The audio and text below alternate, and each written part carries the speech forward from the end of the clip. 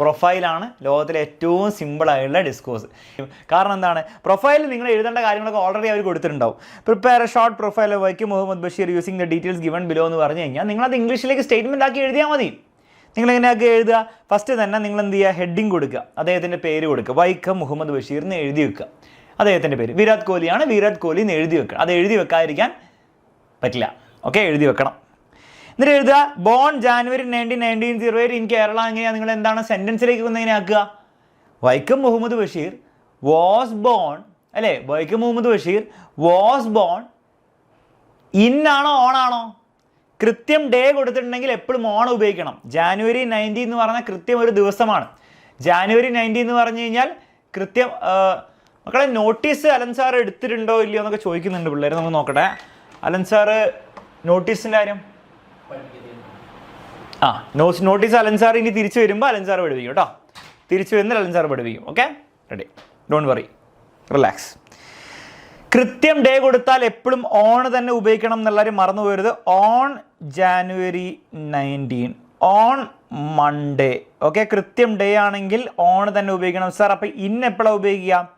In 1993, ഒരു വർഷമാണ്, അല്ലെ? ഒരു ഇൻ ജാനുവരി, ഒരു മാസം അല്ലെ ഒരു വർഷമൊക്കെ ആണെങ്കിൽ നിങ്ങൾ എന്ത് ചെയ്യുക? ഇൻ ഉപയോഗിക്കുക. കൃത്യം ദിവസം കൊടുത്തിട്ട് നിങ്ങൾ ഓൺ ഉപയോഗിക്കാം. ഓക്കെ, അപ്പോൾ ഓൺ ജാനുവരി 19, 1908 ഇൻ കേരള. ഇത്രയേ ഉള്ളൂ first sentence. Vaikom Muhammad Basheer was born on January 1908 in Kerala. അത്രയേ ഉള്ളൂ സംഭവം. അയ്യേ, നെക്സ്റ്റ് എന്താണ്? Famous as. ഇതിങ്ങനെ സെൻറ്റൻസ് ആക്കുക. ഹി വാസ്, എപ്പോഴും വൈക്കം മുഹമ്മദ് ബഷീർ എന്ന് എഴുതണ്ടല്ലോ. He was famous as a short story writer, novelist, freedom fighter. Relax ചെയ്ത് ഇംഗ്ലീഷ് എഴുതി വെക്കുക.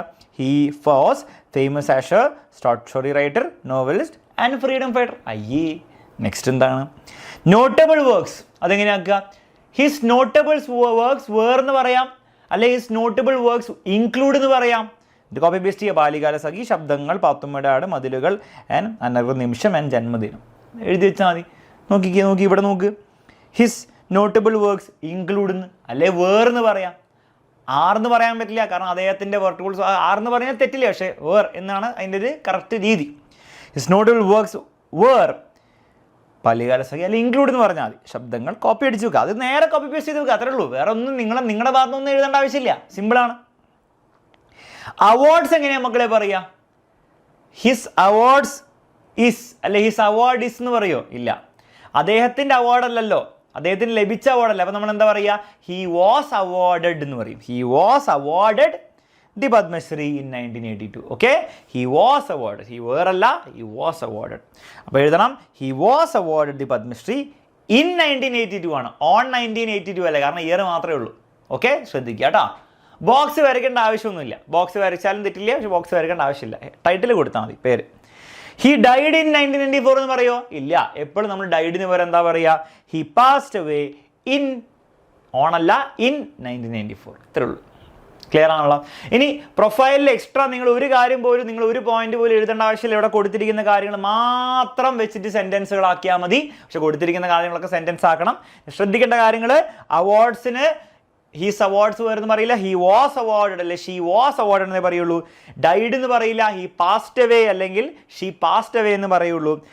എഡ്യൂക്കേഷൻ കൊടുത്തിട്ടുണ്ടെങ്കിലോ?